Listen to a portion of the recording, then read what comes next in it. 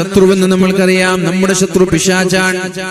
അള്ളാഹുവിനോട് സമ്മതം ചോദിച്ചു വാങ്ങിയതാണ് പിശാച്. എന്നു മുതൽ മഹാനായ ആദം നബി അലൈഹിസ്സലാമിന്റെ മുമ്പിൽ സുജൂദ് ചെയ്യാൻ പറഞ്ഞപ്പോ ഞാൻ സുജൂദ് ചെയ്യൂല എന്ന് പറഞ്ഞതിന്റെ പേരിൽ അല്ലാഹു തആല ഭൂമിയിലേക്ക് സ്വർഗ്ഗത്തിൽ നിന്ന് പുറത്താക്കിയതിന്റെ പേരിൽ, സ്വർഗ്ഗത്തിൽ നിന്ന് ആട്ടി ഇറക്കി വിട്ടതിന്റെ പേരിൽ മനുഷ്യരോട്, ജനങ്ങളോട്, വിശ്വാസികളോട് പകയുമായി വൈരാഗ്യവുമായി നടക്കുകയാണ് പിശാച്. ഞാൻ സ്വർഗത്തിൽ നിന്ന് പുറന്തള്ളപ്പെടാൻ കാരണക്കാരനാരാണ്? അവരെ ഞാൻ വെറുതെ വിടൂല എന്ന് അല്ലാഹുവിനോട് അന്നേ പറഞ്ഞതാണ്. ആര് കാരണത്താലാണോ നീ എന്നെ സ്വർഗത്തിൽ നിന്ന് ഇറക്കി വിട്ടത്, അവരെ ഞാൻ വെറുതെ വിടൂല എന്ന് അല്ലാഹുവിനോട് അന്നേ പറഞ്ഞതാണ് പിശാച്. അല്ലാഹുവിനോട് പറഞ്ഞു പിശാച്, അല്ലാഹുവേ നിന്റെ ഇസ്സത്ത് കൊണ്ട്, നിന്റെ പ്രതാപം കൊണ്ട് ലഉഗ്വിയന്നഹും അജ്മഈൻ, ഒരാളെയും ഞാൻ വെറുതെ വിടാൻ പോകുന്നില്ല, എല്ലാവരെയും ഞാൻ വഴിപിഴപ്പിക്കുമെന്നാണ് അല്ലാഹു പറഞ്ഞത്. ഇല്ലാ ഇബാദക മിൻഹുൽ മുഖ്ലസീൻ, നിഷ്കളങ്കരായ സ്വാലിഹീങ്ങളായ, അള്ളാഹുവിന് വേണ്ടി മാത്രം ജീവിതം മാറ്റിവെച്ച ഖാലിസീങ്ങളായ ഒരൽപ്പം ആളുകളല്ലാത്ത മറ്റുള്ള എല്ലാ ആളുകളെയും ഞാൻ വഴി പിഴപ്പിക്കുമെന്ന് അള്ളാഹുവിനോട് പറഞ്ഞിട്ടുണ്ട്. നമ്മുടെ ശത്രുക്കൾ രണ്ടുപേരാണുള്ളത്. ഒന്ന് പിശാചാണ്, രണ്ടാമത്തേത് നമ്മുടെ ശരീരമാണ്. ഒന്ന് പിശാചാണ്, രണ്ടാമത്തേത് നമ്മുടെ ശരീരമാണ്. അള്ളാഹു പറഞ്ഞിട്ടുണ്ട് പിശാച് നിങ്ങളുടെ വ്യക്തമായ ശത്രുവാണ് എന്ന്. ഞാൻ നിങ്ങളോട് പറഞ്ഞിട്ടില്ലേ പിശാച് നിങ്ങളുടെ ശത്രുവാണ് എന്ന്? അപ്പൊ പിശാചിൽ നിന്ന് നമ്മുടെ ശരീരത്തെ തടയാൻ, പിശാച് നമ്മുടെ ശരീരത്തിലേക്ക് കടക്കാതിരിക്കാൻ അള്ളാഹുവിന്റെ ദിക്റിലൂടെ ജീവിക്കലാണ് പരിഹാരം. പിശാച് ശരീരത്തിലേക്ക് കടക്കാതിരിക്കാൻ അള്ളാഹുവിന്റെ ദിക്റിലൂടെ ജീവിക്കലാണ് പരിഹാരം. രാവിലെ എണീറ്റത് മുതൽ വൈകുന്നേരം ഉറങ്ങുന്നത് വരെ പരിശുദ്ധ റസൂലുള്ളാഹി സ്വല്ലല്ലാഹു അലൈഹി വസല്ലമ തങ്ങൾ പഠിപ്പിച്ച ഓരോ ദിക്റുകളുണ്ട്. ആ ദിക്റുകൾ ആരാണോ ചൊല്ലുന്നത് അവരുടെ സമീപത്തേക്ക് പിശാച് അടുക്കൂല എന്നാണ്. പിശാചിനെ തടയാനുള്ള വഴി ദിക്റുകളാണ്. ആ ദിക്റ് ചൊല്ലാൻ അല്ലാഹുവിന്റെ ഹബീബായ റസൂലുള്ളാഹി സ്വല്ലല്ലാഹു അലൈഹി വസല്ലം പഠിപ്പിച്ചു. രാവിലെ എണീക്കുന്നു, അൽഹംദുലില്ലാഹില്ലദീ അഹ്യാനി ബഅദമാ അമാതനി വഇലൈഹിൻ നുശൂർ. ബാത്റൂമിലേക്ക് ചെല്ലുന്നു, അല്ലാഹുമ്മ ഇന്നി അഊദു ബിക മിനൽ ഖുബ്സി വൽ ഖബായിസ്, അല്ലാഹുവേ പിശാചിന്റെ ശർറിൽ നിന്ന് എന്നെ നീ കാക്കണേ അല്ലാഹ്, പിശാചിന്റെ ശർറിൽ നിന്ന് എന്നെ നീ കാക്കണേ അല്ലാഹ് എന്ന് ചൊല്ലിയിട്ടാണ് ബാത്റൂമിൽ പോവേണ്ടത്. അത് കഴിഞ്ഞ് ആമന റസൂൽ പാരായണം ചെയ്യാൻ പറഞ്ഞു, ആയത്തുൽ കുർസി പാരായണം ചെയ്യാൻ പറഞ്ഞു. എന്തിന്? വൈകുന്നേരം വരെ പൈശാചികമായ ശർറുകൾ നമ്മുടെ ശരീരത്തിലേക്ക് ഏൽക്കാതിരിക്കാൻ, പിശാചിന്റെ വസ്വാസിൽ നിന്ന് രക്ഷപ്പെടാൻ വേണ്ടി മഗ്രിബ് നിസ്കാരം കഴിഞ്ഞാലും ആയത്തുൽ കുർസിയും ആമന റസൂലും പാരായണം ചെയ്യാൻ പറഞ്ഞു. എന്തിനാ പറഞ്ഞത്? പിശാച് നമ്മുടെ ശരീരത്തിലേക്ക് അടുക്കാതിരിക്കാൻ. നമ്മുടെ ശത്രു പിശാചാണ്. പിശാചിനെ തടഞ്ഞു നിർത്തിയാൽ നമ്മൾ രക്ഷപ്പെടുക തന്നെ ചെയ്യുമെന്നല്ലേ പരിശുദ്ധ ഖുർആൻ നമ്മോട് പഠിപ്പിച്ചത്. അതേപോലെ തന്നെ ഓരോ 5 നേരത്തെ നിസ്കാരം കഴിഞ്ഞാൽ നിസ്കാരത്തിന്റെ ശേഷം സൂറത്തുൽ ഇഖ്ലാസ് പാരായണം ചെയ്യണം, സൂറത്തുൽ മുഅവ്വിദതൈൻ പാരായണം ചെയ്യണം, ഖുൽ ഹുവല്ലാഹു അഹദ്, ഖുൽ അഊദു ബിറബ്ബിൽ ഫലഖ്, ഖുൽ അഊദു ബിറബ്ബിൻ നാസ്. ഇതെല്ലാം പാരായണം ചെയ്യുമ്പോൾ പിശാച് നമ്മളിൽ നിന്ന് അകന്നു പോകുമെന്നാണ്. ദിക്റിന്റെ മജ്ലിസിലേക്ക് പിശാച് കടന്നു വരൂല. പരിശുദ്ധമായ ഖുർആൻ പാരായണം ചെയ്യണം, പരിശുദ്ധമായ ഖുർആൻ പാരായണം ചെയ്യണം. നിങ്ങൾ ഖുർആൻ ഓതുമ്പോൾ അഊദു ബില്ലാഹി മിനശ് ശൈത്വാനിർ റജീം എന്ന് ചൊല്ലണമെന്ന് അല്ലാഹു തആല പരിശുദ്ധ ഖുർആനിലൂടെ പറയുന്നുണ്ട്. കാരണം പിശാച് അല്ലാഹുവിൽ നിന്ന് പിശാചിൽ നിന്ന് അഭയം തേടുന്ന ആളുകളിലേക്ക് പിശാച് കടന്നു വരൂല. അതേപോലെ തന്നെ നല്ല മുഖ്ലിസീങ്ങളായ ആളുകളിലേക്ക്, ദിക്റിലൂടെ ജീവിക്കുന്ന ആളുകളിലേക്ക് പിശാച് കടന്നു വരൂല എന്ന് ഖുർആൻ പറയുന്നുണ്ട്. അപ്പൊ നിരന്തരമായി പിശാചിനോടാണ് നമ്മൾ പോരാടേണ്ടത്. പിശാചിനെ മാറ്റി നിർത്തിയാൽ ഹറാമായ സമ്പാദ്യങ്ങൾ വരാതെ, തിന്നുന്നത് ഹറാമാവാതെ, കുടിക്കുന്നത് ഹറാമാവാതെ, ധരിക്കുന്നത് ഹറാമാവാതെ, അതേപോലെ താമസിക്കുന്നത് ഹറാമാവാതെ സൂക്ഷിക്കാനുള്ള മനക്കരുത്ത് നമ്മൾക്കുണ്ടാകും. അല്ലാഹു റബ്ബ് സുബ്ഹാനഹു വ തആല തൗഫീഖ് നൽകട്ടെ. സൂറത്തുൽ അറാഫിൽ അല്ലാഹു പറയുന്നുണ്ട്, പിശാച് അല്ലാഹുവിനോട് പറഞ്ഞു, ഫബിമാ അഗ്വൈതനി, അല്ലാഹുവേ എന്നെ വഴി പിഴപ്പിച്ചത് കാരണം, എന്നെ സ്വർഗ്ഗത്തിൽ നിന്ന് പുറത്താക്കിയത് കാരണം, ലഅഖഉദന്ന ലഹും സിറാത്തകൽ മുസ്തഖീം, മനുഷ്യന്റെ എല്ലാ നന്മയുടെ വഴിയിലും ഞാൻ ഇരുന്ന് കാത്തിരിക്കുക തന്നെ ചെയ്യും. പള്ളിയിലേക്ക് പോകുമ്പോൾ ആ വഴിയിലും ഞാൻ കാത്തിരിക്കും, ഹജ്ജിന് പോകുമ്പോ അവിടെയും ഞാൻ ഉണ്ടാകും, വഅദിന് വരുമ്പോ അവിടെയും ഞാൻ ഉണ്ടാകും.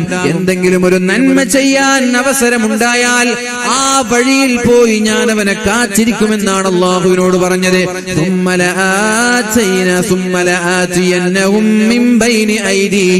അവന്റെ മുൻഭാഗത്തിലൂടെ ഞാൻ കടന്നു വരുമെന്നാ പറഞ്ഞത്. വമിൻ ഖൽഫിഹിം, അവന്റെ പിൻഭാഗത്തിലൂടെ ഞാൻ കടന്നു വരുമെന്നാ പറഞ്ഞത്. വഅൻ ഐമാനിഹിം, അവന്റെ വലതുഭാഗത്തിലൂടെ ഞാൻ കടന്നു വരും. അതേപോലെ അവന്റെ ഇടത് ഭാഗത്തിലൂടെ ഞാൻ കടന്നു വരും. ചുരുക്കി പറഞ്ഞാൽ ഒരു മനുഷ്യന്റെ 4 ഭാഗങ്ങളിലും പിശാച് കറങ്ങിക്കൊണ്ടേയിരിക്കുന്നുണ്ട് എന്നാണ് പരിശുദ്ധ ഖുർആൻ പഠിപ്പിച്ചത്. മിൻ ബൈനി ഐദീഹിം, അവന്റെ മുൻഭാഗത്തിലൂടെ, വമിൻ ഖൽഫിഹിം, അവന്റെ പിൻഭാഗത്തിലൂടെ, വഅൻ ഐമാനിഹിം, അവന്റെ വലതുഭാഗത്തിലൂടെ, വഅൻ ശമാഇലിഹിം, അവന്റെ ഇടത് ഭാഗത്തിലൂടെ. വലാ തജിദു അക്തറഹും ശാകിരീൻ, അല്ലാഹുവേ ദുനിയാവിലെ അടിമകളിൽ ബഹുഭൂരിഭാഗം ആളുകളെയും നിനക്ക് ശുക്ർ ചെയ്യാൻ ഞാൻ അനുവദിക്കൂല. എന്നെ നരകത്തിലേക്ക് വലിച്ചെറിയാൻ ആരാണോ കാരണക്കാരായത് അവരെ ഞാൻ നരകത്തിലേക്ക് വലിച്ചെറിഞ്ഞിട്ടേ അടങ്ങുകയുള്ളൂ എന്ന് അല്ലാഹുവിനോട് പറഞ്ഞിട്ടുണ്ട്. ആ പിശാചിൽ നിന്നകലാനാണ് വീട്ടിലേക്ക് കയറുമ്പോൾ ബിസ്മില്ലാഹിർ റഹ്മാനിർ റഹീം എന്ന് ചൊല്ലി കയറാൻ അല്ലാഹു പറഞ്ഞത്. വീട്ടിലേക്ക് കയറുമ്പോൾ ഒരാൾ ബിസ്മില്ലാഹിർ റഹ്മാനിർ റഹീം എന്ന് ചൊല്ലി കയറിയാൽ പിശാച് പറയുമത്രേ, അലാ നിങ്ങൾ അറിയണേ, ലാ മബീത ലക്കും, ഇന്ന് നിങ്ങൾക്ക് കിടന്നുറങ്ങാൻ കിടപ്പാടമില്ല. ബിസ്മി ചൊല്ലിക്കൊണ്ടൊരാൾ വീട്ടിലേക്ക് കയറിയാൽ അന്ന് ആ വീട്ടിൽ പിശാച് ഉണ്ടാവൂല എന്നാണ് ശഫീഉനാ റസൂലുള്ളാഹി സ്വല്ലല്ലാഹു അലൈഹി വസല്ലം. ബിസ്മി ചൊല്ലിക്കൊണ്ടൊരാൾ ഭക്ഷണം കഴിക്കാൻ നിന്നാൽ അവന്റെ കൂടെ ഭക്ഷണം കഴിക്കാൻ പിശാച് ഉണ്ടാവൂല. ലാ അശാ ലക്കും, ഇന്ന് നിങ്ങൾക്ക് ഭക്ഷണവുമില്ല എന്ന് പിശാച് തന്റെ കൂട്ടാളികളോട് പറയുമെന്ന് ശഫീഉനാ റസൂലുള്ളാഹി. അതുകൊണ്ട് വളരെ പ്രധാനമായി പരിശുദ്ധ ഇസ്ലാം പഠിപ്പിച്ച സർവ്വ ദിക്റുകളും ഓരോ മേഖലകളിലും നിരന്തരമായി ആവർത്തിച്ച് ഒന്നുപോലും ഒഴിവാക്കാതെ സൂക്ഷ്മതയോടെ ജീവിതത്തിൽ കൊണ്ടു നടക്കാൻ കഴിഞ്ഞാൽ പിശാചിന്റെ ശർറിൽ നിന്ന് രക്ഷപ്പെടാൻ നമ്മൾക്ക് കഴിയും. അല്ലാഹു തൗഫീഖ് ചെയ്യട്ടെ. ഒന്നാമത്തെ ശത്രു പിശാചാണ്, രണ്ടാമത്തെ ശത്രു നമ്മുടെ ശരീരം തന്നെയാണ്. അതാണ് പരിശുദ്ധ ഖുർആൻ പറഞ്ഞത്, ഇന്നൻ നഫ്സ ലഅമ്മാറതുൻ ബിസ്സൂ. ഓരോ മനുഷ്യന്റെ ശരീരവും തിന്മയോട് താല്പര്യം കാണിക്കുന്ന ശരീരമാണ്, തിന്മകളോട് പ്രവണതയുള്ള ശരീരമാണത്. എല്ലാവരുടെ ശരീരം അങ്ങനെയാണ്. എല്ലാവരുടെയും മനസ്സ്, ശരീരം തിന്മയോടായിരിക്കും താല്പര്യം ഉണ്ടാവുക, തെറ്റ് ചെയ്യാനായിരിക്കും താല്പര്യം ഉണ്ടാവുക. പിന്നെ കഴിയുന്ന ആളുകളൊക്കെ, ചില ആളുകളൊക്കെ അത് നിയന്ത്രിക്കും. വേണ്ടാത്ത ചിന്തകൾ മനസ്സിലേക്ക് കടന്നു വരും. ചില ആളുകൾ അതിനെ നിയന്ത്രിക്കും, ചില ആളുകൾ അത് പ്രാക്ടിക്കലാക്കും. അതല്ലേ അല്ലാഹു പറഞ്ഞത്, ഇന്ന സമഅ വൽ ബസറ വൽ ഫുആദ് കുല്ലു ഉലൈക കാന അൻഹു മസ്ഊലാ. നിങ്ങളുടെ ചെവിയിലൂടെ നിങ്ങൾ കേട്ടത്, നിങ്ങളുടെ ചെവിയിലൂടെ നിങ്ങൾ കേട്ടത്, കണ്ണിലൂടെ നിങ്ങൾ കണ്ടത്, എന്തിനേറെ നിങ്ങളുടെ ഹൃദയത്തിലൂടെ ചിന്തിച്ചത് വരെ അല്ലാഹു നാളെ നിങ്ങളോട് ചോദ്യം ചെയ്യുമെന്ന് പരിശുദ്ധ ഖുർആൻ പഠിപ്പിക്കുന്നുണ്ട്. അങ്ങനെ വന്നാൽ നമ്മുടെ ഹൃദയത്തിലൂടെ കടന്നു വരുന്ന ചിന്തകൾ എന്തൊക്കെയാണ്? ആർക്കാണ് ഹൃദയത്തിലെ ചിന്തകൾ നിയന്ത്രിക്കാൻ കഴിയുന്നത്? അല്ലാഹുവിന്റെ ഹബീബ് പറഞ്ഞു, ഇന്ന ഫിൽ ജസദി ലമുദ്ഗ. നിങ്ങളുടെ ഹൃദയത്തിൽ, നിങ്ങളുടെ ശരീരത്തിൽ അല്ലാഹു തആല പളുങ്കുപാത്രം പോലെ സൂക്ഷിക്കുന്ന ഒരു അവയവമുണ്ട്. സ്ഫടികം പോലെ സൂക്ഷിച്ച ഒരു അവയവമുണ്ട്. ആ അവയവത്തിന് പോറലേറ്റാൽ നിങ്ങളുടെ ശരീരം മുഴുവനും നശിച്ചു പോകും. ഇദാ സ്വലുഹത്, അത് നന്നായാൽ നിങ്ങൾ നന്നായി. ഹൃദയം നന്നായാൽ നിങ്ങൾ നന്നായി. ഹൃദയം മോശമായാൽ നിങ്ങൾ മോശമായി. അപ്പൊ ഹൃദയം നന്നാവാൻ പരിശുദ്ധ റസൂലുള്ളാഹി സ്വല്ലല്ലാഹു അലൈഹി വസല്ലം, അതേപോലെ മഹാന്മാരായ സ്വഹാബാക്കൾ, പണ്ഡിതന്മാര് പഠിപ്പിച്ചു തന്നത് നന്നായി പരിശുദ്ധമായ ഖുർആൻ ഓതണമെന്നാണ്. നന്നായി പരിശുദ്ധമായ ഖുർആൻ ഓതണമെന്നാണ്. രാത്രിയായാൽ വൈകി ഉറങ്ങിയാലും നേരത്തെ ഉറങ്ങിയാലും തഹജ്ജുദ് നിസ്കരിക്കണമെന്നാണ്. വൈകി ഉറങ്ങിയാലും നേരത്തെ ഉറങ്ങിയാലും തഹജ്ജുദ് നിസ്കരിക്കണം. ഒരു ദിവസം പോലും നമ്മുടെ സുബഹി നിസ്കാരം നഷ്ടപ്പെട്ടു പോവരുത്. ഒരു ദിവസം പോലും നമ്മുടെ സുബഹി നിസ്കാരം നഷ്ടപ്പെട്ടു പോവരുത്. കഴിവിന്റെ പരമാവധി പള്ളിയിൽ പോയി ജമാഅത്തിൽ പങ്കെടുക്കുക തന്നെ വേണം. ഓരോ നാട്ടുകാരും പള്ളിയിൽ നിന്ന് ബാങ്കിന്റെ വിളിയാളം കേൾക്കുന്ന ഓരോ വീട്ടുകാരും നിർബന്ധമായും പള്ളിയിൽ പോയി ജമാഅത്തിൽ പങ്കെടുക്കുക തന്നെ വേണം. ആരാണോ സുബഹി നിസ്കാരത്തിന്റെ ജമാഅത്ത് നഷ്ടപ്പെടുത്തുന്നത്, അല്ലെങ്കിൽ സുബഹി നിസ്കാരം ആർക്കാണോ ഖളായി പോകുന്നത്, മുനാഫിഖീങ്ങളാണവർ. സുബഹി നിസ്കരിക്കാൻ മടി കാണിക്കുന്നവർ മുനാഫിഖീങ്ങളാണ്. സുബഹി നിസ്കരിക്കാതെ കിടന്നുറങ്ങുന്നവർ മുനാഫിഖീങ്ങളാണ്. സുബഹി നിരന്തരമായി പള്ളിയിൽ പോയി ഒന്നാമത്തെ ജമാഅത്തിൽ തന്നെ പങ്കെടുക്കാൻ താല്പര്യം കാണിക്കുന്നവർ, അവരുടെയും അവരുടെ സ്വർഗത്തിന്റെയും ഇടയിലുള്ള തടസ്സം മരണം മാത്രമായിരിക്കും. മുഅ്മിനീങ്ങളെ, അവർ മരിച്ചാൽ നേരെ പോകുന്നത് സ്വർഗത്തിലേക്കായിരിക്കും. അതുകൊണ്ട് സുബഹി നിസ്കാരം പള്ളിയിൽ പോയി ജമാഅത്തായി പങ്കെടുക്കാൻ തന്നെ ശ്രമിക്കണം. ആരെങ്കിലും ഒരാൾ, ആണായാലും ശരി പെണ്ണായാലും ശരി, സുബഹി നിസ്കരിക്കാതെ കിടന്നുറങ്ങുന്നവർ നമ്മുടെ കൂട്ടത്തിലുണ്ടെങ്കിൽ മുനാഫിഖീങ്ങളാണ്. മുനാഫിഖീങ്ങളുടെ കേന്ദ്രം അല്ലാഹു പറഞ്ഞത് ഫിദ്ദർക്കിൽ അസ്ഫലി മിനന്നാർ, നരകത്തിന്റെ ഏറ്റവും താഴെ തട്ടിലാണ് എന്ന് പരിശുദ്ധ ഖുർആൻ നമ്മോട് പഠിപ്പിക്കുന്നുണ്ട്. അല്ലാഹു നമ്മെ സലാമത്താക്കട്ടെ. അതുകൊണ്ട് കിടന്നുറങ്ങുന്ന ശീലം നമ്മൾ ഒഴിവാക്കണം. കിടന്നുറങ്ങുന്ന ശീലം ഒഴിവാക്കണം. എത്ര വൈകി ഉറങ്ങിയാലും, ഇനി വാല കഴിഞ്ഞ് വീട്ടിലെത്തുമ്പോൾ 12 മണിയായാലും, എന്റെ പ്രിയമുള്ള മുഅ്മിനീങ്ങളെ, നമ്മുടെ മൊബൈൽ ഫോണുകൾ കൊണ്ട് അലാം വെച്ചുകൊണ്ട് തഹജ്ജുദ് നിസ്കരിക്കാൻ സുബഹി ബാങ്കിന്റെ ഒരു 15 മിനിറ്റ് മുമ്പെങ്കിലും എണീക്കാൻ നമ്മൾ ശ്രമിക്കണം. അങ്ങനെ തഹജ്ജുദ് നിസ്കരിക്കുന്ന ആളുകളുടെ ഹൃദയത്തെ തിന്മയിൽ നിന്ന് സംരക്ഷിക്കാൻ കഴിയുമെന്ന് മഹാന്മാരായ പണ്ഡിതന്മാര് പഠിപ്പിക്കുന്നുണ്ട്. ആ തഹജ്ജുദ് നിസ്കാരം കഴിഞ്ഞാൽ അല്ലാഹുവിനോട് ദുആ ചെയ്യണമെന്നാ പറഞ്ഞത്. ദുആ നിരന്തരമായി ദുആ ചെയ്യുന്ന ആളുകളെയും അല്ലാഹു തെറ്റുകളിൽ നിന്ന് സംരക്ഷിക്കുമെന്നാണ്, ഹൃദയത്തെ ശുദ്ധീകരിക്കാൻ കഴിയുമെന്നാണ്. നാലാമതായി പറഞ്ഞത് സ്വാലിഹീങ്ങളായ ആളുകളുടെ, ഉലമാക്കളുടെ, സ്വാലിഹീങ്ങളുടെ കൂടെ നിങ്ങൾ ഇരിക്കണം. അവരുടെ കൂടെ സമയം ചെലവഴിക്കണം. ചീത്ത കൂട്ടുകെട്ടുകളിൽ നിന്ന് നിങ്ങൾ മാറി നിൽക്കണം. അഞ്ചാമതായി പറഞ്ഞത് വയറ് നിറയെ ഭക്ഷണം കഴിക്കുന്ന ശീലം നിങ്ങൾക്ക് ഉണ്ടാവാൻ പാടില്ല. ഇത് നമ്മുടെ ഹൃദയത്തെ ശുദ്ധീകരിക്കാനുള്ള വഴിയാണ്. നമ്മുടെ ഹൃദയത്തിൽ അല്ലാഹു തആല പളുങ്കുപാത്രം പോലെ സൂക്ഷിക്കാൻ ഏൽപ്പിച്ച ഈ ഹൃദയത്തെ സൂക്ഷിക്കാനുള്ള വഴികളാണ്. അപ്പൊ 2 ശത്രുക്കളാണ് നമ്മൾക്കുള്ളത്. ഒന്ന് പിശാചാണ്, രണ്ടാമത്തേത് നമ്മുടെ സ്വന്തം ശരീരമാണ്. ഇന്നൻ നഫ്സ, ഓരോ ശരീരവും ലഅമ്മാറതും ബിസ്സൂ, തിന്മയോട് താല്പര്യം പ്രകടിപ്പിക്കുന്ന ശരീരമാണ്. ആരൊഴികെ? ഇല്ലാ മാ റഹിമ റബ്ബി, അല്ലാഹുവിന്റെ കാരുണ്യം ലഭിച്ച ആളുകൾ ഒഴികെ. അല്ലാഹുവിന്റെ കാരുണ്യം ലഭിക്കാതെ ഒരാൾക്കും നന്നാവാൻ കഴിയില്ല എന്നാണ് അല്ലാഹു പറയുന്നത്. അല്ലാഹുവിന്റെ കാരുണ്യം ലഭിക്കാതെ ഒരാൾക്കും നന്നാവാൻ കഴിയില്ല എന്നാണ് അല്ലാഹു പറയുന്നത്. അതുകൊണ്ട് നമ്മൾ അല്ലാഹുവിന്റെ കാരുണ്യത്തിന് അല്ലാഹുവിനോട് ദുആ ചെയ്യുക. അല്ലാഹുമ്മ ബാഇദ് ബൈനി വബൈന ഖത്വായായ കമാ ബഅഅത ബൈനൽ മശ്രിഖി വൽ മഗ്രിബ്. അല്ലാഹുവേ, തെറ്റുകളിൽ നിന്ന് അകലം പാലിക്കാൻ, തെറ്റു ചെയ്യാതെ ജീവിക്കാൻ, തെറ്റിനോട് വെറുപ്പ് തോന്നാൻ നീ ഞങ്ങൾക്ക് തൗഫീഖ് നൽകണേ അല്ലാഹ്. തെറ്റു ചെയ്യാതെ ജീവിക്കാൻ നീ ഞങ്ങൾക്ക് തൗഫീഖ് നൽകണേ എന്ന് നിരന്തരമായി അല്ലാഹുവിനോട് ദുആ ചെയ്യുക. 5 നേരത്തെ നിസ്കാരം കഴിഞ്ഞാൽ നമ്മൾ അല്ലാഹുവിനോട് ദുആ ചെയ്യണം.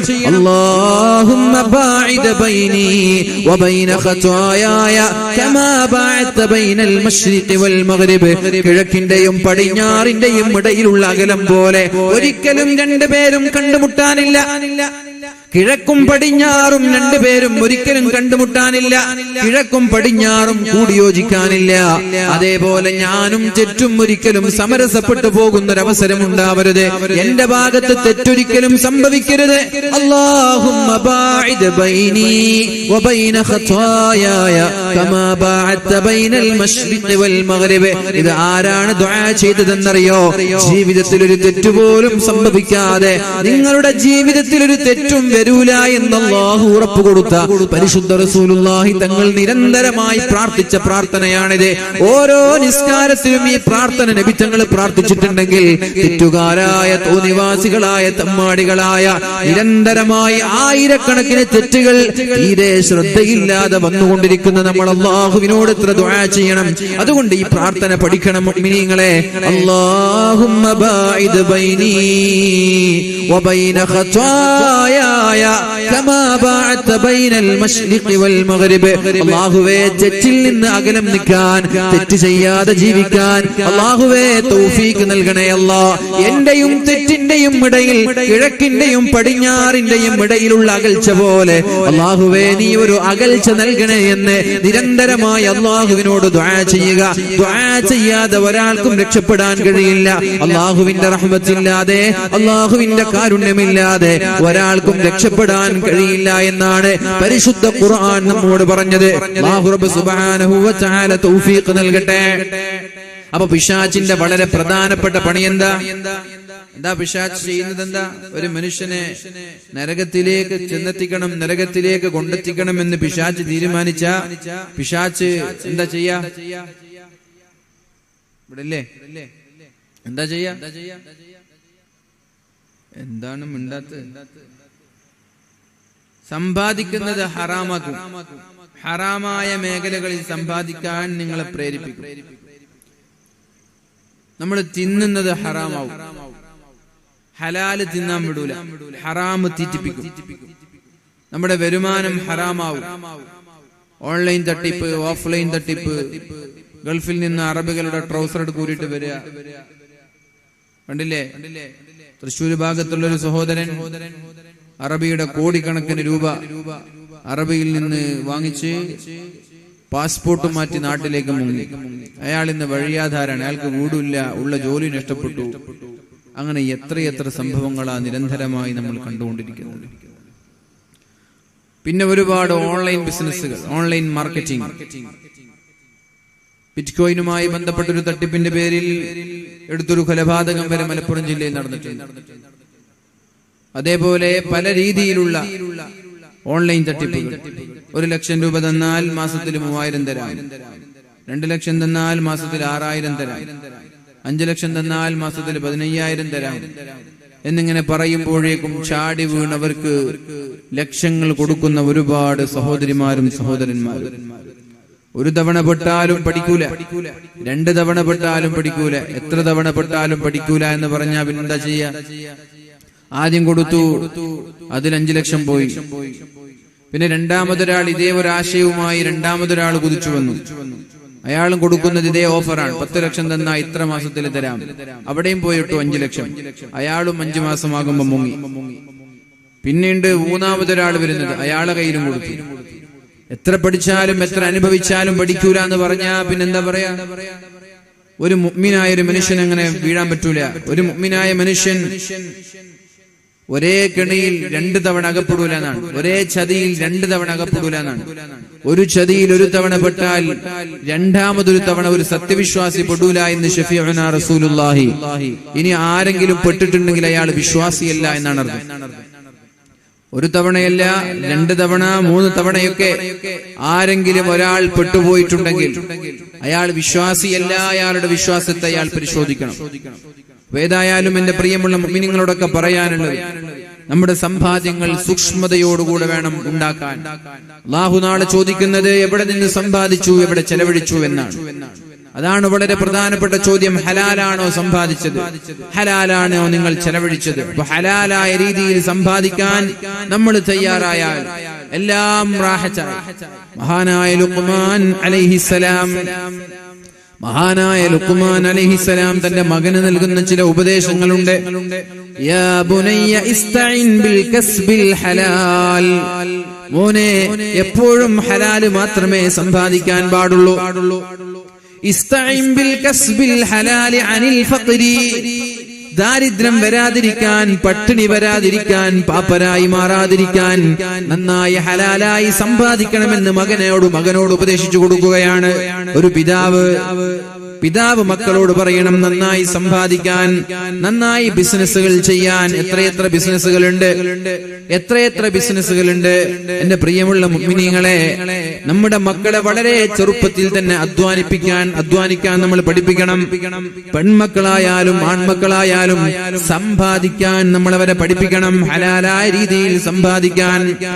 ആൺമക്കളായാൽ +2 കഴിഞ്ഞാൽ ഏതെങ്കിലും ഷോപ്പിൽ നിന്ന്, ഏതെങ്കിലും ടെക്സ്റ്റൈൽസുകളിൽ നിന്ന്, ഏതെങ്കിലും ഹോട്ടലുകളിൽ നിന്ന് അവർക്ക് കിട്ടുന്ന വരുമാനം കൊണ്ട് അവരുടെ സ്കൂളിന്റെ ഫീ കെട്ടാൻ നമ്മൾ അവരെ പ്രോത്സാഹിപ്പിക്കണം. അതല്ലാതെ ഞാൻ ഒരുപാട് കഷ്ടപ്പെട്ട് വളർന്നു, എന്റെ മകൻ കഷ്ടപ്പെടാൻ പാടില്ല എന്ന ചിന്തയുണ്ടാവരുത്. കഷ്ടപ്പെട്ടിട്ടാണ് നമ്മുടെ മക്കൾ വളരേണ്ടത്. മക്കള് വളരണം കഷ്ടപ്പെട്ടിട്ട്. വെയിൽ കൊണ്ട് വളരണം, മഴ കൊണ്ട് വളരണം. നമ്മുടെ മക്കൾക്ക് അറിയാത്ത കാര്യങ്ങൾ ഉണ്ടാവാൻ പാടില്ല. മീൻ വാങ്ങാൻ പറഞ്ഞാൽ നല്ല ഒന്നാം തരം മീൻ വാങ്ങിച്ചു വരാൻ അവർക്കറിയണം. ഏത് മക്കൾക്ക് അതറിയാം? ഇലക്ട്രിസിറ്റി ബില്ല്, കറണ്ട് ബില്ലടക്കാൻ പറഞ്ഞാൽ അത് പോയി അടച്ചു വരാൻ അവരറിയണം. ഫോൺ ബില്ലടക്കാൻ പറഞ്ഞാൽ അത് അവർക്കറിയണം. ഏതെങ്കിലും ഒരു ഫോം ഫില്ല് ചെയ്യാൻ പറഞ്ഞാൽ അത് ഫില്ല് ചെയ്യാൻ അവർക്കറിയണം. ഏത് മക്കൾക്ക് അറിയാം? ഇന്ന് ഡിഗ്രി പഠിച്ചുകൊണ്ടിരിക്കുന്ന ഏത് മക്കൾക്കാണ് ഫോം ഫില്ല് ചെയ്യാൻ അറിയുന്നത്? ഏത് ഫോമുമായിക്കോട്ടെ, മലയാളത്തിലായിക്കോട്ടെ, ഇംഗ്ലീഷിലായിക്കോട്ടെ, അതിനൊക്കെ നമ്മൾ ഏതെങ്കിലും ഉദ്യോഗസ്ഥന്മാരെ പോയി കാണുകയാണ്. 50ഉം 100ഉം കൊടുത്തിട്ട് ഫോം ഫില്ല് ചെയ്യാൻ നമ്മൾ ഉദ്യോഗസ്ഥന്മാരെ കാണുകയാണ്. എന്താണ് അതിലുള്ളത്? നിങ്ങളുടെ പേര്, വീട്ടുപേര്, വീട്ടു നമ്പർ, കുടുംബക്കാരെ, അങ്ങനെ ഓരോ ഡീറ്റെയിൽസുകൾ നൽകാൻ പോലും നമ്മുടെ മക്കൾക്ക് അറിയുന്നില്ലെങ്കിൽ പിന്നെ എന്തിനാണ് നമ്മുടെ ഈ വിദ്യാഭ്യാസ സമ്പ്രദായങ്ങൾ? എന്തിനാണ്? അതേപോലെ തന്നെ പ്രിയമുള്ള മുഅ്മിനീങ്ങളെ, നമ്മുടെ മക്കളെ എല്ലാ മേഖലകളിലും നന്നായി പരിശീലിപ്പിച്ചിട്ടാണ് നമ്മൾ വളർത്തേണ്ടത്. നമ്മുടെ മക്കളെ നടക്കാൻ പാടില്ല. സ്കൂളിലേക്ക് വീട്ടിൽ നിന്ന് പോകണം, വീടിന്റെ വരാന്തയിൽ നിന്ന് ബസ്സിൽ കയറണം, എന്നിട്ട് സ്കൂളിന്റെ വരാന്തയിൽ പോയി ഇറങ്ങണമെന്ന ചിന്ത നമ്മൾക്ക് വേണ്ട. അവര് നടക്കട്ടെ, അവര് പ്രകൃതിയെ ആസ്വദിക്കട്ടെ. പ്രകൃതിയിൽ നമ്മളൊക്കെ പഴയ കാലങ്ങളിൽ നടന്നു പോയതുപോലെ ഒരൽപ്പമെങ്കിലും നടക്കാൻ അവരെ പ്രോത്സാഹിപ്പിക്കണം, കളിക്കാൻ അവരെ പ്രോത്സാഹിപ്പിക്കണം, ശരീരമൊന്ന് അനങ്ങാൻ അവരെ പ്രോത്സാഹിപ്പിക്കണം. കൂട്ടിലിടുന്ന തത്തമ്മയെ പോലെ അല്ലെങ്കിൽ ഇംഗ്ലീഷ് കോഴികളെ പോലെ നമ്മുടെ മക്കളെ വീടിന്റെ 4 ചുമരുകൾക്കകത്തളങ്ങളിൽ നമ്മൾ വളർത്തരുത്. ഞാൻ ഒരുപാട് കഷ്ടപ്പെട്ടിട്ടുണ്ട്. അതിനേക്കാളും കഷ്ടപ്പെട്ടിട്ട് മക്കള് വളർന്നാൽ മാത്രമേ മാതാപിതാക്കളോടുള്ള കടപ്പാട് എന്താണ് എന്ന് മക്കൾ മനസ്സിലാക്കുള്ളൂ. അവർക്ക് ധാർമ്മികമായ ബോധമുണ്ടാവുള്ളൂ. അവർക്ക് സമ്പത്ത് അധ്വാനിച്ചുണ്ടാക്കിയാലേ അവർക്ക് സമ്പത്തിനോടൊരു വിലയുണ്ടാവുള്ളൂ. അമേരിക്ക പോലെയുള്ള രാജ്യങ്ങളിൽ +2 കഴിഞ്ഞാൽ പിന്നെ അവർ സ്വന്തമായി ഏൺ ചെയ്യണമെന്നാണ്, സ്വന്തമായി മക്കൾ സമ്പാദിക്കണമെന്നാണ്. ആണായാലും പെണ്ണായാലും +2 കഴിഞ്ഞാൽ പിന്നെ പാരന്റ്സ് അല്ല, രക്ഷിതാക്കളല്ല അവരെ പഠിപ്പിക്കുന്നത്. അവര് സ്വന്തമായ ഒരു ജോലി തേടണം, എന്നിട്ട് ആ ജോലി ചെയ്ത് അവരുടെ ഫീകൾ, അവരുടെ ആവശ്യങ്ങളെല്ലാം സ്വന്തമായി ചെയ്യണമെന്നാണ്. എന്നാൽ നമ്മുടെ നാട്ടിലോ 22 വയസ്സായാലും ജോലിയില്ല. പഠനം കഴിഞ്ഞു, ഡിഗ്രി കഴിഞ്ഞു, PG കഴിഞ്ഞു, പല കോഴ്സുകളും ചെയ്തിട്ട് വീട്ടിലിരിക്കുകയാണ് ജോലിയില്ലാതെ. വൈകുന്നേരങ്ങളിൽ ഇങ്ങനെ കളിക്കാൻ പോകുന്നു, ടർഫുകളിലേക്ക് പോകുന്നു. അല്ലാതെ ജോലി തേടാനോ ഉള്ള നമ്മുടെ കപ്പാസിറ്റി വെച്ചുകൊണ്ട്, നമ്മുടെ കഴിവ് വെച്ചുകൊണ്ട് എന്തെങ്കിലും സമ്പാദിക്കാനോ അവർക്കറിയില്ല. പഠിച്ച മേഖലയിൽ പോലും പ്രവർത്തിക്കാൻ അറിയാതെ വെറും ഇംഗ്ലീഷ് കോഴികളെ പോലെ നമ്മുടെ മക്കളെ ആക്കി മാറ്റരുത്. ഏത് മേഖലകളിൽ എന്ത് ജോലി ചെയ്യാനും അവർ തയ്യാറാവണം. പാചകം ചെയ്യണമെന്ന് തോന്നിയാൽ അതിനിറങ്ങണം. അതേപോലെ കറന്റ് പോലെയുള്ള വിഷയങ്ങളിൽ ഇടപെടാൻ തോന്നിയാൽ അതും ചെയ്യണം. എല്ലാ മേഖലകളിലും പ്രാപ്തരായ മക്കളാക്കി നമ്മുടെ മക്കളെ മാറ്റണം. അതേപോലെ നമ്മുടെ സ്ത്രീകളെയും പെൺകുട്ടികളെയും അങ്ങനെ തടിയനങ്ങാതെ, ശരീരമനങ്ങാതെ, വിയർക്കാതെ വീടിന്റെ 4 ചുവരുകൾക്കകത്തളങ്ങളിൽ അവരെ വളർത്തുന്നതിന് പകരം പ്രാക്ടിക്കലായി അവർക്ക് എല്ലാ പരിശീലനവും കൊടുത്തുകൊണ്ട് തന്നെ നമ്മുടെ പെൺമക്കളെയും വളർത്തണം. നമ്മൾ ഓൺലൈനിലൂടെ പല രീതിയിൽ സമ്പാദിക്കാനുള്ള വഴികൾ നമ്മൾക്കുണ്ട്. വീട്ടിൽ നിന്ന് സമ്പാദിക്കാൻ ഹലാലായ സമ്പാദ്യങ്ങളുണ്ട്, സമ്പാദന മാർഗങ്ങളുണ്ട്. ആ മാർഗങ്ങളെല്ലാം ആലോചിച്ച് സ്റ്റിച്ച് ചെയ്തുകൊണ്ട് വളരാം. അതേപോലെ തന്നെ പല രീതിയിൽ നമ്മുടെ ബേക്കറികളിലേക്ക് കേക്കുകൾ നിർമ്മിച്ചുകൊണ്ട്, അതേപോലെ തന്നെ മറ്റുള്ള കൊത്തുപണികൾ, അതേപോലെ ആർട്സ് ഗാലറി, ഇങ്ങനെ പല മേഖലകളിൽ സമ്പാദിക്കാനുള്ള വഴികൾ നമ്മുടെ പെൺമക്കൾക്കുണ്ട്. അങ്ങനെ എല്ലാവരും, ഭാര്യയും ഭർത്താവും മക്കളും എല്ലാവരും ഏൺ ചെയ്യുമ്പോൾ, സമ്പാദിക്കുമ്പോൾ ജീവിതത്തിന്റെ വലിയൊരു പ്രാരാബ്ദം കുറഞ്ഞു വരികയാണ് സ്ട്രെസ് കുറഞ്ഞു വരികയാണ്. അതല്ലാതെ ഒരു പുരുഷൻ മാത്രം അധ്വാനിക്കുന്നു, 22 വയസ്സായ മകൻ ഇവിടെ കളിച്ചു നടക്കുകയാണ്, അവൻ അധ്വാനിക്കുന്നില്ല, അവൻ ജോലി ചെയ്യുന്നില്ല, സമ്പാദിക്കുന്നില്ല. അതല്ല പരിശുദ്ധ ഖുർആൻ, പരിശുദ്ധ റസൂൽ, പരിശുദ്ധരായ പണ്ഡിതന്മാര് പഠിപ്പിച്ചത്. യാ ബുനയ്യ, പൊന്നുമോനെ, ഇസ്തഈൻ ബിൽ കസ്ബിൽ ഹലാൽ, ഹലാലായ സമ്പാദ്യങ്ങൾ ഒരുപാട് ഉണ്ടാക്കണം. എന്തിനെ?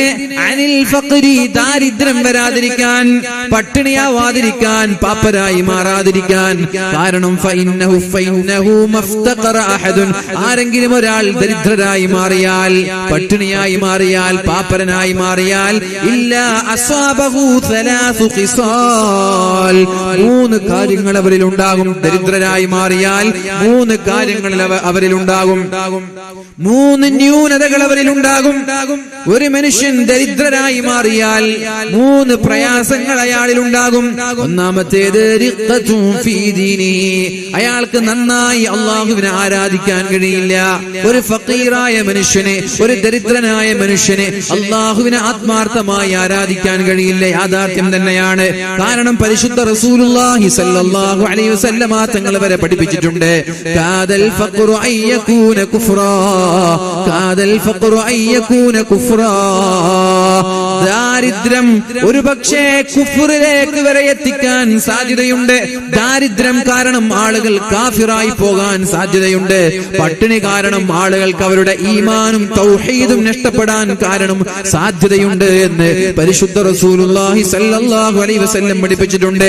എങ്ങനെയാണ് പട്ടിണി കിടന്നാൽ ഒരാൾ ദരിദ്രനായി മാറുന്നത്? നമ്മൾ എത്രയോ കേട്ടതാണ് അല്ലെ, എത്രയോ നമ്മൾ കേട്ടതാണ്. 1 ലക്ഷം തന്നു, 2 ലക്ഷം കൊടുത്തിട്ട് ഘർവാപസി എന്ന് പറഞ്ഞ് ഇസ്ലാമിൽ നിന്ന് മുസ്ലിമീങ്ങളായ ആളുകളെ മതത്തിൽ നിന്ന് പിന്തിരിപ്പിക്കുന്ന സംഭവങ്ങൾ എത്രയോ നമ്മൾ കണ്ടതാണ്, കേട്ടതാണ്. എന്തുകൊണ്ടാണ് അവർ മതം വിട്ടു പോകാൻ കാരണം? ഒരു നേരത്തെ അപ്പക്കഷ്ണം ആരെങ്കിലും നൽകുമ്പോൾ, തിന്നാനുള്ള സാമ്പത്തികമായ സഹായം ആരെങ്കിലും നൽകുമ്പോൾ, അവരുടെ കൂടെ മതം വിട്ടേച്ച് പോകാൻ വരെ തയ്യാറായ ആളുകൾ നമ്മുടെ ഇന്ത്യ രാജ്യത്തുണ്ട്. ഇല്ലേ? ഘർവാപസി നമ്മൾ കേട്ടതല്ലേ, കേട്ടിട്ടില്ലേ? ഘർവാപസി 1 ലക്ഷം കൊടുത്താൽ ഇസ്ലാമിൽ നിന്ന് പിന്തിരിയാൻ തയ്യാറാണ്, മറ്റു മതങ്ങളിലേക്ക് പോകാൻ തയ്യാറാണ്. എന്തുകൊണ്ട്? പട്ടിണി കാരണം, ജീവിക്കാൻ വകയില്ലാതെ കഷ്ടപ്പാട് കാരണം ആരെങ്കിലും വല്ലതും തന്നാൽ അവരുടെ കൂടെ ഇറങ്ങിപ്പോകാൻ മടിയില്ലാത്തവർ. കാദൽ ഫഖ്റു അയ്യകൂന കുഫ്റാ, നിങ്ങൾ പട്ടിണി കിടന്നാൽ ഒരു പക്ഷേ കുഫ്റിലേക്ക് വരെ എത്തിപ്പെടാൻ സാധ്യതയുണ്ട്. ദാരിദ്ര്യം അതിന്റെ ആഴത്തിലെത്തിയാൽ ഒരു പക്ഷേ കാഫിറായി പോകാൻ വരെ സാധ്യതയുണ്ട് എന്ന് നബി തങ്ങൾ പറഞ്ഞു. അത് തന്നെയാണ് മഹാനായ ലുഖ്മാൻ അലൈഹിസ്സലാം പറയുന്നത്, റിഖ്ഖത്തുൻ ഫീ ദീനിഹി, നിങ്ങളുടെ ദീനിൽ ആത്മാർത്ഥമായി നിങ്ങൾക്ക് ഇബാദത്ത് ചെയ്യാൻ കഴിയില്ല. മക്കളുടെ വിവാഹത്തെക്കുറിച്ച് ടെൻഷൻ, മക്കളുടെ വിവാഹത്തെക്കുറിച്ച് ടെൻഷൻ. വിവാഹം കഴിക്കാൻ പ്രായമെത്തിയ 22 വയസ്സായ 25 വയസ്സായ മക്കൾ വീട്ടിലുണ്ട്. സാമ്പത്തികമായി വിവാഹം കഴിപ്പിച്ചു കൊടുക്കാൻ കഴിയാതെ പ്രയാസപ്പെടുമ്പോൾ പള്ളിയിൽ പോയി 5 നേരം നിസ്കരിക്കാൻ കഴിയില്ല. വീടാന്തരം കയറി, പള്ളിയാന്തരം കയറി, വല്ലതും തരണേ, സഹായിക്കണേ, പെൺമക്കളുടെ കല്യാണമുണ്ട് എന്ന് പറഞ്ഞ് അതിന്റെ പിന്നാലെ നമ്മൾ ഇങ്ങനെ ഓടിക്കൊണ്ടേയിരിക്കും. നിസ്കാരത്തിൽ കോൺസെൻട്രേഷൻ ഉണ്ടാവൂല, ഇബാദത്തുകളിൽ കോൺസെൻട്രേഷൻ ഉണ്ടാവൂല. അങ്ങനെ യാചനയുടെ ആളുകളായി മാറും, യാചനയുടെ ആളുകളായി മാറും. ഇന്ന് നിങ്ങൾ കണ്ടോ എന്നറിയില്ല, പത്രത്തിൽ ഇന്ന് വന്നൊരു വാർത്തയാണ്, ഒരു യാചകൻ ഇന്ന് മരിച്ചു. ഒരു യാചകൻ ട്രെയിൻ തട്ടി മരിക്കുകയുണ്ടായി. ആ യാചകന്റെ പ്രത്യേകത എന്താണ്? ആ യാചകന്റെ കയ്യിലുള്ള ക്യാഷ് എത്രയാണെന്നറിയുമോ? ഇന്ന് മുംബൈയിലാണ് ട്രെയിൻ തെറ്റി ഒരു യാചകൻ മരിച്ചപ്പോൾ യാചകന്റെ അക്കൗണ്ടിലുള്ളത് 1.75 ലക്ഷം രൂപയാണ്. പിന്നെന്തിനാണ് അയാൾ യാചനക്കിറങ്ങിയത്? പിന്നെ എന്തിനാണ് അയാൾ യാചനക്കിറങ്ങിയത്? 1,75,000 രൂപ അയാളുടെ ബാങ്ക് അക്കൗണ്ടിലുണ്ട് എന്നാണ്.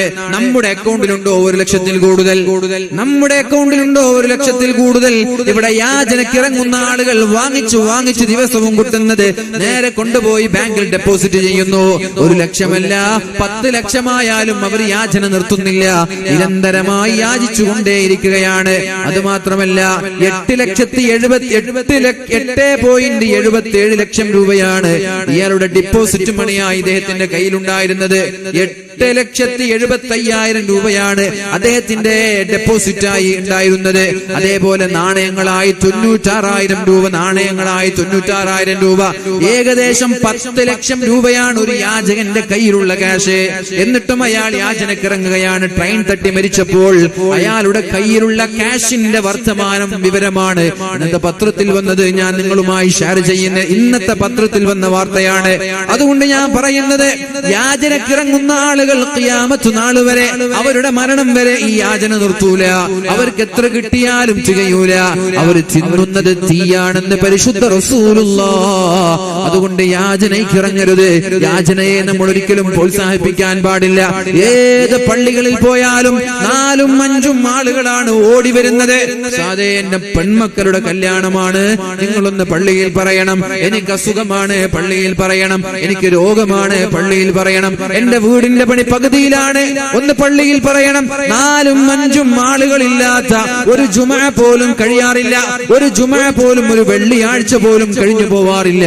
എന്തേ ഇവർക്ക് ഇങ്ങനെ സംഭവിക്കാൻ കാരണം? നമ്മളാണ് ഉത്തരവാദി എന്ന് നമ്മൾ മനസ്സിലാക്കണം. അതിന്റെ ഉത്തരവാദി നമ്മളാണ്. നമ്മുടെ കുടുംബത്തിൽപ്പെട്ട ഒരാൾ യാചനയ്ക്ക് അയക്കാൻ നമ്മൾ തയ്യാറാവരുത്. നമ്മുടെ കുടുംബത്തിൽപ്പെട്ട ഒരാൾ യാചനയ്ക്ക് പോകുന്നത് ഒരിക്കലും അംഗീകരിച്ചു കൊടുക്കാൻ പാടില്ല. അവരുടെ പ്രയാസങ്ങൾ കുടുംബക്കാരെല്ലാം കൂടി തീർത്തു കൊടുക്കണം. അവരുടെ പ്രയാസങ്ങൾ കുടുംബക്കാരെല്ലാം കൂടി തീർത്തു കൊടുക്കണം. ഈ കരുവാങ്കല്ല് എന്ന് പറയുന്ന ഈ പ്രദേശത്ത് നിന്ന് യാചനയുമായി ഒരാളും മറ്റൊരു നാട്ടിലേക്ക് പോകാൻ പാടില്ല. നമ്മുടെ നാട്ടുകാരവരുടെ പ്രശ്നം പരിഹരിച്ചു കൊടുക്കണം. അങ്ങനെ ഓരോ കുടുംബവും, ഓരോ മഹല്ലും, ഓരോ നാട്ടുകാരും നമ്മുടെ നാട്ടിൽ നിന്ന് മറ്റൊരു നാട്ടിലേക്ക് യാചനയ്ക്ക് പോകാൻ പാടില്ല എന്ന് തീരുമാനിച്ചിട്ട് ഓരോ ആളുകളുടെ പ്രശ്നങ്ങൾ മാറ്റിക്കൊടുത്താൽ യാചന എന്ന് പറയുന്ന സമ്പ്രദായം തന്നെ ഇല്ലാതെയാവും. പിന്നെ ഒരുപാട് ചാരിറ്റി പ്രവർത്തനങ്ങൾ ഞാൻ പറയട്ടെ. നമ്മുടെ ചാരിറ്റി പ്രവർത്തനങ്ങളൊന്നും പരിപൂർണമായ ഒരു ചാരിറ്റിയായി മാറുന്നില്ല. എന്ത് ചാരിറ്റിയാണ് നമ്മൾ ചെയ്തുകൊണ്ടിരിക്കുന്നത്? ഏതെങ്കിലും ഒരു റമദാൻ വരുമ്പോഴോ, ഏതെങ്കിലും ഒരു പ്രയാസം വരുമ്പോഴോ നമ്മൾ അയാൾക്ക് വേണ്ടിയിട്ടുള്ള ഒരു വീട് നിർമ്മിച്ചു കൊടുക്കും. അയാളുടെ രോഗത്തിന്റെ ശമനത്തിന് വേണ്ടിയുള്ള ക്യാഷ് നമ്മൾ സ്വരൂപിച്ചു കൊടുക്കും. അതേപോലെ റമദാനായാൽ ഒരു ചാക്ക് അരി കൊടുക്കും. പക്ഷെ എന്ത് പ്രയോജനമാണ് അതുകൊണ്ടുണ്ടാവുന്നത്? ഈ വർഷം 100 ആളുകൾക്ക് പെരുന്നാൾ കിറ്റ് കൊടുത്താൽ അടുത്ത വർഷം 150 ആളുകൾക്കല്ലേ നമ്മൾ പെരുന്നാൾ കിറ്റ് കൊടുക്കുന്നത്? അതിന്റെ തൊട്ടടുത്ത വർഷം 200 ആളുകൾക്ക്. അഥവാ നമ്മൾ പെരുന്നാൾ കിറ്റ് കൊടുക്കുന്തോറും നാട്ടിൽ ദരിദ്രർ വർദ്ധിക്കുന്നു എന്നല്ലേ അർത്ഥം? ഈ വർഷം 50 ആളുകൾക്ക് വീട് വെച്ച് കൊടുത്താൽ അടുത്ത വർഷം 75 ആളുകൾക്ക് വീട് വെച്ച് കൊടുക്കുന്നു.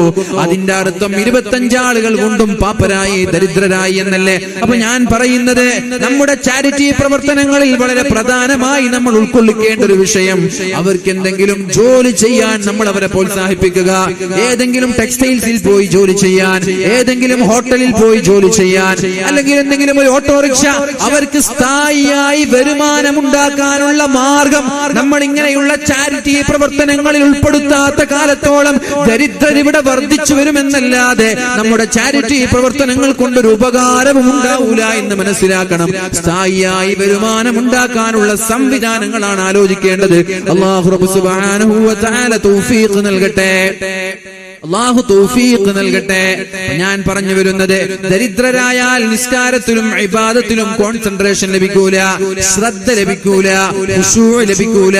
പള്ളിക്ക് പോയാൽ ടെൻഷൻ എന്തായിരിക്കും? വീടിനെ കുറിച്ച്. പള്ളിക്ക് പോയാൽ ടെൻഷൻ വിവാഹത്തെ കുറിച്ച്, മക്കളെ കുറിച്ച്, രോഗത്തെ കുറിച്ച്. അതുകൊണ്ട് അങ്ങനെ ഒരു ദാരിദ്ര്യം വരാതിരിക്കാൻ വേണ്ടി വളരെ നന്നായി ഹലാലായ രീതിയിൽ സമ്പാദിക്കണമെന്ന് ആരാ പഠിപ്പിച്ചത്? മഹാനായ ലുഖ്മാൻ അലൈഹിസ്സലാം തന്റെ മകനോട് പറഞ്ഞു കൊടുക്കുകയാണ്. പിന്നെ പറഞ്ഞു, ബുദ്ധി കുറഞ്ഞു വരുമെന്നാണ്. ദാരിദ്ര്യത്തിലേക്ക് നമ്മൾ വീഴുന്തോറും നമ്മുടെ ബുദ്ധി കുറഞ്ഞു വരുമെന്നാണ്. മൂന്നാമതായി പറഞ്ഞത്, നമ്മുടെ മാന്യത നഷ്ടപ്പെടുമെന്നാണ്. ദാരിദ്ര്യത്തിന്റെ പടുകുഴിയിലകപ്പെട്ടാൽ 4 ആളുകളുടെ മുമ്പിൽ കൈനീട്ടേണ്ടി വന്നാൽ നമ്മുടെ അന്തസ്സല്ലേ നഷ്ടപ്പെടുന്നത്? നമ്മുടെ മാന്യതയല്ലേ നഷ്ടപ്പെടുന്നത്?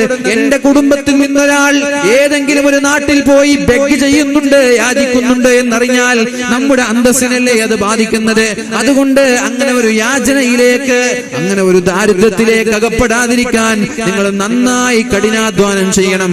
നന്നായി ഹലാലായ രീതിയിൽ ബിസിനസ് നടത്തണം, ഹലാലായ രീതിയിൽ ജോലി ചെയ്യണം, ഹലാലായ രീതിയിൽ സമ്പാദിക്കണമെന്ന് തന്റെ മകനോട് മഹാനായ ലുഖ്മാൻ അലൈഹിസ്സലാം പറഞ്ഞു കൊടുക്കുന്നുണ്ട്. അപ്പൊ സമ്പാദിക്കാൻ 30-40 വയസ്സാവണമെന്നില്ല, 15 വയസ്സായാൽ തുടങ്ങണം. 15 വയസ്സ് വരെ മാതാപിതാക്കളുടെ ബാധ്യതയാണ്. പ്രായപൂർത്തി എത്തുന്നത് വരെ വളർത്തൽ മാതാപിതാക്കളുടെ ബാധ്യതയാണ്. ഒരു പുരുഷനെ സംബന്ധിച്ചിടത്തോളം, ഒരു ആണിനെ സംബന്ധിച്ചിടത്തോളം പിതാവ് വളർത്തണം പ്രായപൂർത്തി എത്തുന്നത് വരെ. ഒരു പെണ്ണാണെങ്കിലോ അവളുടെ വിവാഹം വരെ പിതാവിന്റെ കടമയാണ്. ഒരു പെൺകുട്ടിയാണെങ്കിൽ ആ പെൺകുട്ടിയുടെ വിവാഹം വരെ മാതാപിതാക്കളുടെ സംരക്ഷണത്തിലാണ്. ഈ മാതാപിതാക്കളാണ് അവരെ വളർത്തേണ്ടത്. എന്നാൽ ഒരു ആൺകുട്ടിയാണെങ്കിൽ പ്രായപൂർത്തി എത്തുന്നത് വരെയാണ് മാതാപിതാക്കളുടെ കടമ. അതിനുശേഷമുള്ളതവൻ സ്വന്തമായി സമ്പാദിക്കാൻ അവനെ പഠിപ്പിക്കണം. മുഅ്മിനീങ്ങളെ, മടിയന്മാരാക്കി അലസന്മാരാക്കി മാറ്റരുത്. രാത്രിയായാൽ കിടന്നുറങ്ങാതെ ടർഫിൽ പോയി കഴിക്കുന്ന ഒരു സംവിധാനമാണ് ഇന്ന് നിലവിൽ കണ്ടുകൊണ്ടിരിക്കുന്നത്. ഒരു ജോലിയുണ്ടോ? ഒരു ജോലിയില്ല. പിന്നെ ഇങ്ങനെ ജീവിക്കുന്നു. ആരാ കാശ് കൊടുക്കുന്നത്? അതിനിടയിലാണ് ലഹരി പോലെയുള്ള പദാർത്ഥങ്ങൾ ഉപയോഗിക്കുന്നത്. അതിനിടയിലാണ് മയക്കുമരുന്ന് പോലെയുള്ള പദാർത്ഥങ്ങൾ ഉപയോഗിക്കുന്നത്. വളരെ പ്രധാനമായി മനസ്സിലാക്കണം. വളരെ നേരത്തെ ഞാൻ പറഞ്ഞ വിഷയം, അല്ലാഹു തആല പറഞ്ഞു, നിങ്ങൾ നല്ലതേ തിന്നാൻ പാടുള്ളൂ, നല്ലതേ നിങ്ങൾ സമ്പാദിക്കാൻ പാടുള്ളൂ. കാരണം ലാ യഖ്ബലുല്ലാഹു ഇല്ലാ തയ്യിബാ, അല്ലാഹു തആല നല്ലത് മാത്രമേ സ്വീകരിക്കുള്ളൂ എന്നാണ് പറഞ്ഞത്. ആ നല്ലതിൽ നിന്ന് മാറിപ്പോയി ലഹരി ഉപയോഗങ്ങൾ, നമ്മുടെ കള്ളായാലും മയക്കുമരുന്നായാലും കഞ്ചാവായാലും, എന്റെ പ്രിയമുള്ള മുഅ്മിനീങ്ങളെ, ഹറാമാണ്. അല്ലാഹു നിഷിദ്ധമാക്കിയതാണത്. മഹാനായ ജഅഫർ ത്വയ്യാർ എന്ന് പറയുന്ന പ്രഗൽഭനായ ഒരു സ്വഹാബിക്ക് 4 പ്രത്യേകതകൾ ഉണ്ടായിരുന്നു എന്ന് ഒരിക്കൽ മഹാനായ ജിബ്രീൽ അലൈഹിസ്സലാം നബി തങ്ങളോട് പറഞ്ഞു കൊടുക്കുന്നുണ്ട്. ജിബ്രീൽ അലൈഹിസ്സലാം നബി തങ്ങളോട് പറയുകയാണ്, മഹാനായ ജഅഫർ ത്വയ്യാർ എന്ന് പറയുന്ന സ്വഹാബിക്ക് 4 പ്രത്യേകതകൾ ജാഹിലിയ്യ കാലത്ത് തന്നെയുണ്ട്. അഥവാ അദ്ദേഹം മുസ്ലിമാകുന്നതിന് മുമ്പേ 4 കാര്യങ്ങളുണ്ട്. മുസ്ലിമായതിനു ശേഷവും 4 പ്രത്യേകതകൾ അയാളിലുണ്ട്. അപ്പോഴാണ് മഹാനായ ജഅഫർ തങ്ങളോട് നബി തങ്ങൾ ചോദിക്കുന്നത്, അല്ലയോ ജഅഫറേ, യാ ജഅഫർ, എന്താണ് നിങ്ങൾക്കുള്ള 4 പ്രത്യേകത? ജാഹിലിയ്യ കാലത്തും ഇന്നും നിങ്ങൾ സൂക്ഷിച്ചു കൊണ്ടിരിക്കുന്ന ആ 4 പ്രത്യേകതകൾ എന്താണ് എന്ന് ചോദിച്ചപ്പോൾ മഹാനായ ജഅഫർ റളിയല്ലാഹു അൻഹു പറഞ്ഞു കൊടുക്കുകയുണ്ടായി, യാ റസൂലല്ലാഹ്, അല്ലാഹുവിന്റെ റസൂലേ, നിങ്ങൾ എന്നോട് ചോദിച്ചില്ലായിരുന്നുവെങ്കിൽ ഞാൻ നിങ്ങളോട് പറഞ്ഞു തരുമായിരുന്നില്ല. ഒന്നാമത്തേത്, മാ ശരിബ്തുൽ ഖംറ ഖത്തു, അല്ലാഹുവിന്റെ ഹബീബേ, എന്റെ ജീവിതത്തിൽ ഞാൻ കള്ളു കുടിച്ചിട്ടേ ഇല്ല. ഒന്ന് എണീറ്റിക്കെല്ലാരും. സല്ലു അലാ സയ്യിദിനാ മുഹമ്മദ്. ഉറക്കെ സ്വലാത്ത്.